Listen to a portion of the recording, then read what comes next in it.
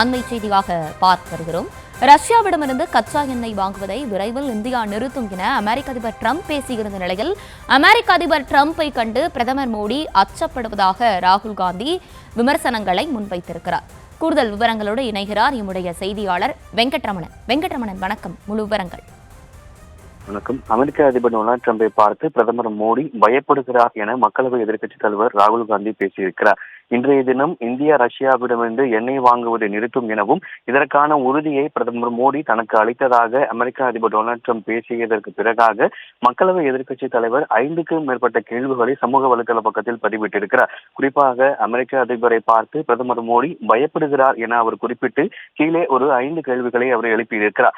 India ரஷ்யாவிடமிருந்து எண்ணெய் வாங்காது என்று Trump முடிவை எப்படி அறிவிக்க அனுமதிக்கலாம் என்றும் அதே போல பலமுறை அவமதிக்கப்பட்ட போதிலும் தொடர்ந்து அமெரிக்காவுக்கான வாழ்த்துச் செய்திகளை தொடர்ந்து அனுப்பப்பட்டு வருவது, அதே போல மத்திய நிதியமைச்சருடைய அமெரிக்கா வருகை ரத்து செய்யப்பட்டிருப்பது, ஷர்ம் எல் ஷேக்கை தவிர்த்தது, ஆபரேஷன் சிந்தூர்ல அமெரிக்காவுடைய தலையீடு என்பது தொடர்ந்து தற்பொழுது வரைக்கும் அதனை பற்றி பேசியது தொடர்பாக இந்தியா எந்த ஒரு கருத்தையும் தெரிவிக்காதது, இப்படி 5 கேள்விகளை மக்களவை எதிர்க்கட்சித் தலைவர் ராகுல் காந்தி தெரிவித்திருக்கிறார். இன்றைய தினத்தை பொறுத்தவரைக்கும் அமெரிக்க அதிபர் ஒரு கருத்தை பதிவிட்டிருந்தார்.